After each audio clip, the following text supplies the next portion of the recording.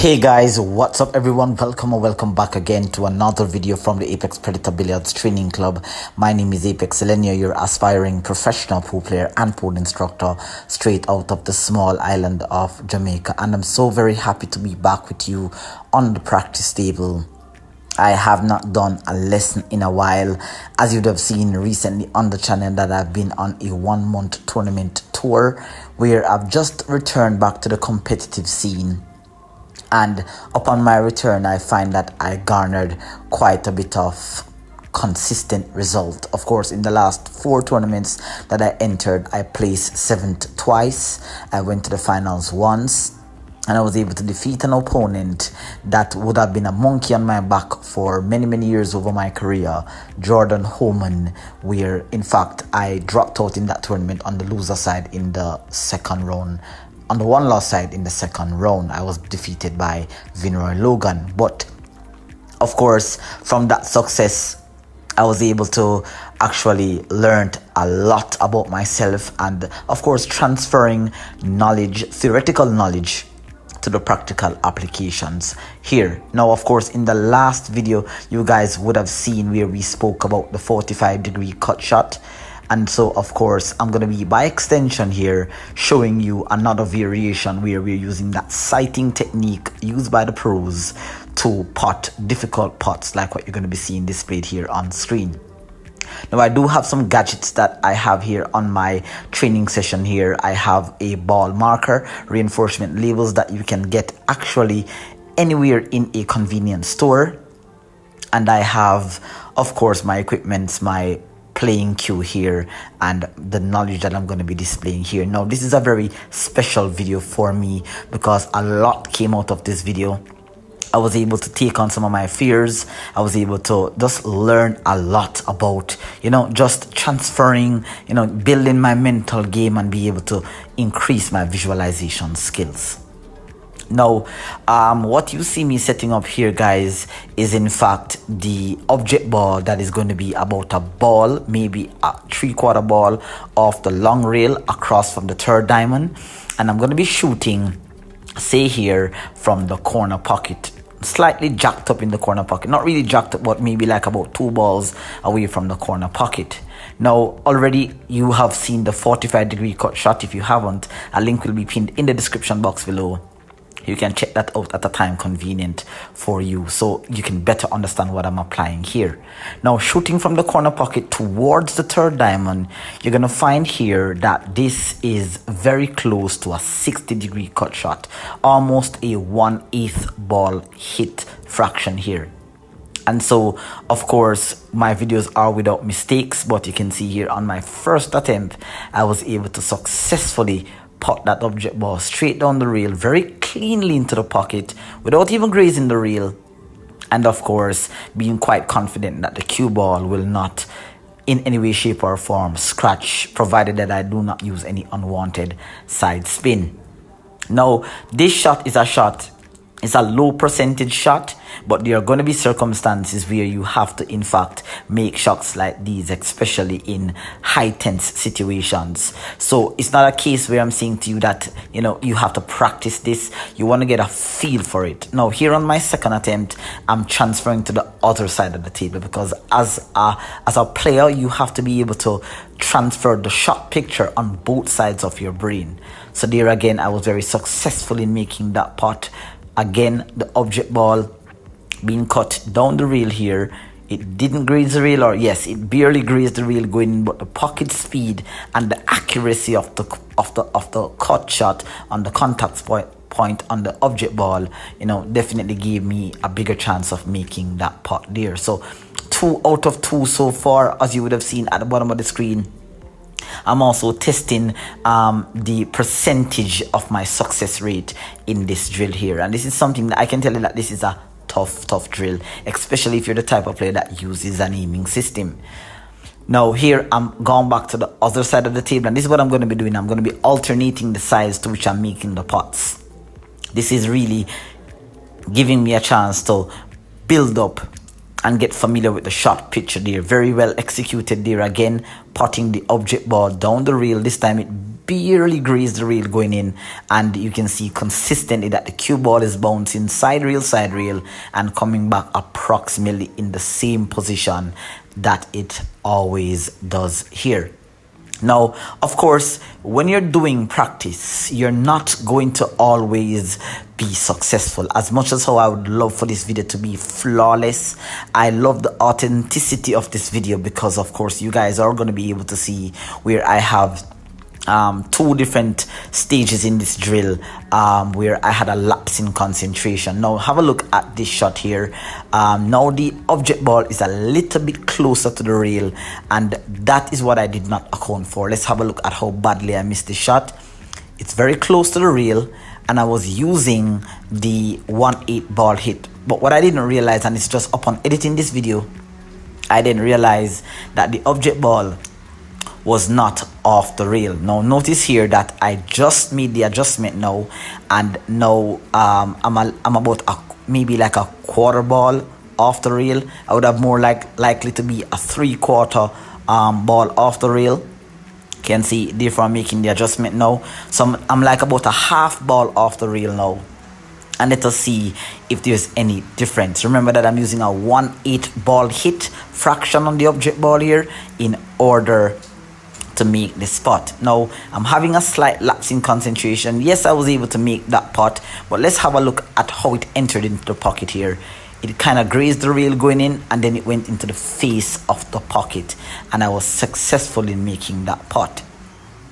So it's very important that not only are you able to visualize this sort of cut angle or this sort of shot picture, but you have to understand that the proximity of the object ball to the rail, half ball or say a 3/4 ball, it makes it an easier putt.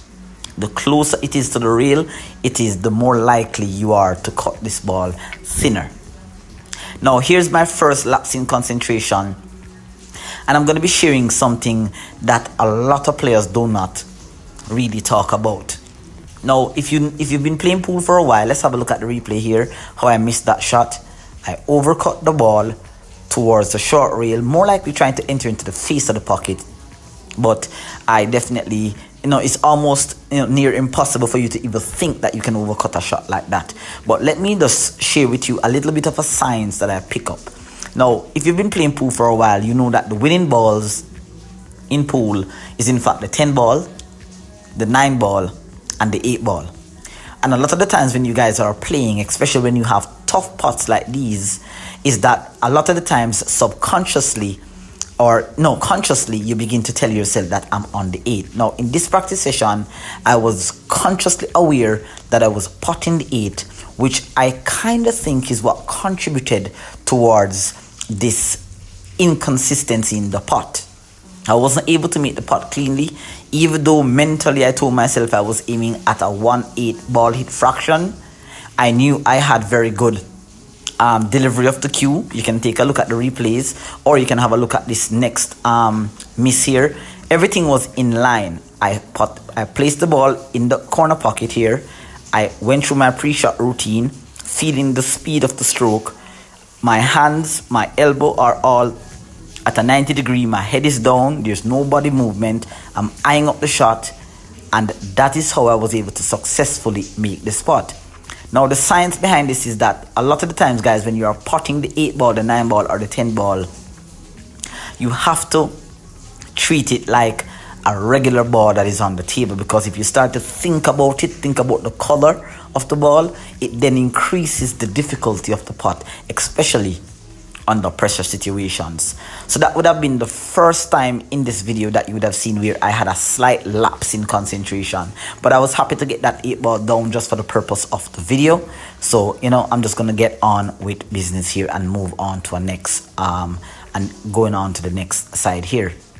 Now, as I said, guys, this is a tough drill. This is not something that we talk about a lot, but it does come up, and a lot of the times players go after the shot without any form of technical approach towards it. Once you have a technical approach, then you're going to find that you get consistent result. Obviously, you're going to have that in certain situations. Notice there where that object ball didn't even made it past the side pocket. So this is a slight lapse in concentration. in terms of where I'm aiming. A lot of the times when you're using the sighting method that I'm sharing with you here, it's not even, it's somewhat of an aiming system because I'm using a fraction of the object ball that I'm aiming at. But I feel like what I'm doing here is that I'm getting my eyes, my body, getting used to the shot picture. It's a very thin cut. And when you get down on the shot, you have to have a feel of how the cue ball is entering towards the object ball. You've got to feel this part here. Now, let me see if I can go for another attempt here. Again, much better delivery here. Let's have a look at the replay. It's a 1-8 ball hit. Sliding down the rail. It did graze the rail going in, but the good thing about it is that the speed of the shot and the accuracy of the putt is what allowed that ball to enter. And of course, the speed of the shot has a lot to do with your success rate, because at pocket speed, the pocket is more likely to accept the ball entering into the pocket there. So pretty good results so far, apart from those 2 miss on the 8 ball and the earlier miss. I'm doing pretty well in this drill, but it's not going to be without mistakes, guys, because of course you're going to have circumstances where these shots come up and you're going to miss the shot, for example, like that. Now, if you got down on a shot and you ask a player, is it possible to overcut the shot or to miss the shot the way that I just did? Most persons would say probably not. Or it would have to be a case where you missed the shot so badly. Now, for most of the missed shots that you are going to see in this video, I won't give you a justification for why I miss. Obviously, it is simply because my aiming is slightly off. Sometimes my timing of the shot is really off. Sometimes I do go against my pre-shot routine. So a lot of things can contribute to why you miss shots like this. But if everything is in sync, if everything is aimed right, you will get consistent result. Now, again, here you're seeing another slight lapse in concentration, because you're going to see here where consistently I'm overcutting the ball at the same place. So from this negative situation, you would have heard a lot of pro players tell you that from a negative outcome, you can try to extract something positive.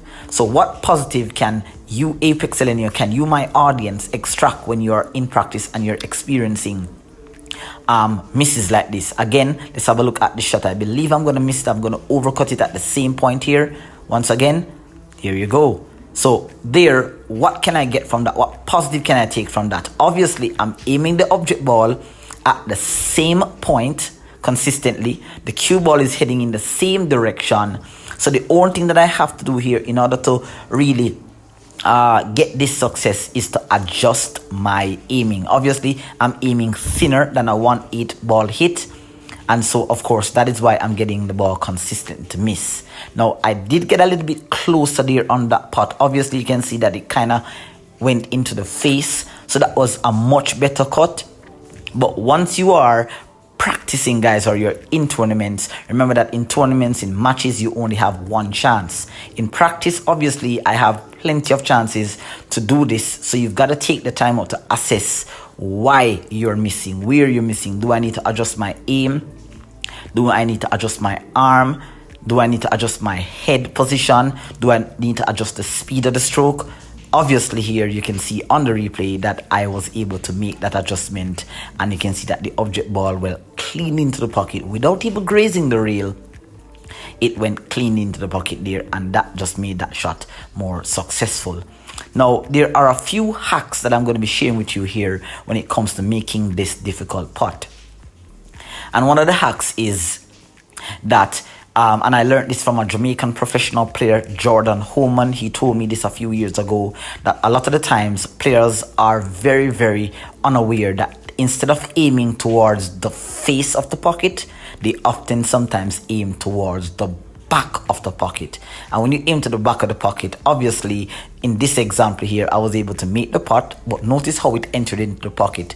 It did touch the rail, then it went into the face. So a lot of the times what you want to do is that when you're aiming this type of shot and you're feeling a little bit unsure, you want to definitely overcut the ball, because with cutting deuce through acting on the object ball here, you're going to find that it gets thrown into the pocket. Now, when you aim towards the face of the pocket, you have a bigger chance of entering into the pocket, because if you have any sight of unwanted side spin or there's any form of twitch in your stroke, a lot of the times it cancels out the overcut and then sometimes throws it into the pocket. So definitely what you want to do is, as opposed to aiming towards the back of the side pocket, you want to aim towards the opening of the pocket, which gives you a bigger chance for a success rate. Now again, in that example, which is a poorly executed shot, is where the object ball didn't even make it. Well, it slightly made it past the side pocket, but it went into the facing of that side pocket there. Now in the practice session here, and I didn't want to edit this part out, everything got a little bit crazy because I had one of the patrons who wasn't aware that I was making a video. His sons actually started running around in the video. I kind of find it funny. You can see that I'm laughing there. I just made him aware that I was making a video. But this is what happens when I have to be training in a public space, because I do not have the luxury of a table at my own home. But I'm definitely working on getting one soon, and very soon, guys. So stay tuned to the channel, because big upgrades are coming here to the channel. So I did find it a little bit funny, which is why I didn't edit it out of the video here. Now back to the practice. Of course, I could definitely come here and justify that missing that shot was as a result of that distraction, but it wasn't. In fact, again, as I say to you, taking accountability is important for your growth, because I wasn't distracted. I was very well aware. I got back into stroke, and of course I pretty much just misaimed that shot again for the second time. So again, you're gonna see here where I experienced a brief moment of concentration lapse, and I started to undercut the object ball. And so what I have to be doing here, because I just switched sides from the left side, I'm now on the right side, my brain is now trying to find back that contact spot, because of course I'm not using an aiming system, I'm using a sighting technique, and I'm aiming at a certain part of the object ball. Now this is why training is important, because you have to train your brain that when you get down on the shot, you're going to find that when you get down, you can get that go signal. If you don't get that go signal, you know that you're a little bit off. Now there is an example where the object ball went into the face of the pocket as opposed to heading towards the back of the pocket, and you can see that it barely got down. It wiped its feet going in. But that's definitely kind of like the range at which you want to try to make this putt. Definitely try to aim more towards the opening of the pocket as opposed to the back of the pocket here. So that was mind hack number one there, aiming when it comes to these types of shots here. Now, as I mentioned earlier, the authenticity of my video is where I love when you guys actually see that I'm actually able to miss. You know, in your practice session, when you watch a lot of videos on YouTube, you're going to find that most of the times they always show you their success. They always show you where they're doing it right. But I love when you guys understand that during training, you have to be able to experience your failures. You have to be able to, face them. It's not a shot that I like to play. It's not a shot that if I see in a tournament, I'm going to be happy to say, hey, this is an easy putt. It's not easy. It's very, very difficult. And especially when you add a layer of pressure to the situation, it makes the putt even more difficult. But of course, I'm happy that I'm able to share this moment with you here. Now, let's have a look at this putt here. Again, two unsuccessful putts there, aiming at the same position. Again, I'm very consistent at where I'm hitting the object ball, because twice you can see that I missed the shot without the ball passing the side pocket. So there I'm consistent. So my stroke is right. I stayed down. I went through my pre-shot routine. I felt the speed of the stroke. You can see I'm moving my cue shaft through my fingers. I got down. I'm very steady, so everything is intact. But of course, I'm missing the putt simply because there needs to be an adjustment in terms of my aiming. Now, of course, I made the adjustment to my aiming, but it was not to my advantage, because then I moved from undercutting the ball to now severely overcutting the ball. Now, a lot of you guys might think that there may have been some unwanted side spin applied to the object ball there, Apex, but no, in fact, there was no side spin applied, because if you notice where the cue ball went on all of those 3 misses moments ago, you realize that the cue ball kept going across the side rail and it stayed below the side pocket. So evidently, then you can find that there is in fact a inconsistency in terms of the fraction of the ball that I'm aiming at. Now, of course, the more you miss the same shot is the better it is that you're increasing your percentage to be successful. Obviously, it's affecting my overall success rate for this video, but it's definitely teaching me something that when I get down on this shot, I will be able to feel the angle. I know exactly where I need to aim. And as you see me been talking about in the video here, you hear me constantly been referring to a 1-8 ball hit there. Very successful on that one. Of course, it did wipe its feet going in. Notice here that I did cut at the 9. It went towards the long rail, back out, and then went towards the facing. Now, it's very important here that you understand the concept, because what is occurring here is that cutting deuce through is taking control in this particular video here. Now, you can see that I placed 10 ball on the table, and now I'm at the last one. Finally, my percentage rate isn't looking too good, but it isn't looking too bad, because it is in fact a difficult. If you're getting a percentage success like this in your practice session, consider yourself doing well here. Now again, another example of the object ball, the mind coming into play here. I was consciously aware that this was my last shot, and a lot of the times, guys, you'll miss the 8 ball or the 9 ball or the 10 ball because you're consciously telling yourself that this is the last ball. What you have to do is to pretend, mental hack, pretend as if this ball is a ball that you have to play to get back to a next shot, which therefore will increase your success rate here. But I was able to successfully bring this drill to the end by putting the object ball clean into the pocket here. Let's have a look at the replay. This time it entered into the pocket very cleanly, kind of grazed the rail going in, but the face of the pocket helped with getting the ball down on this shot here. Now, definitely, guys, I want you to get on the practice table and face your fears. These shots are good shots to have in your repertoire, and you want to keep it like that here, guys. So thank you so much for watching, and I hope you enjoyed the video. Please share, like, and subscribe, and of course continue to practice with precision, accuracy, consistency, and control. Take care.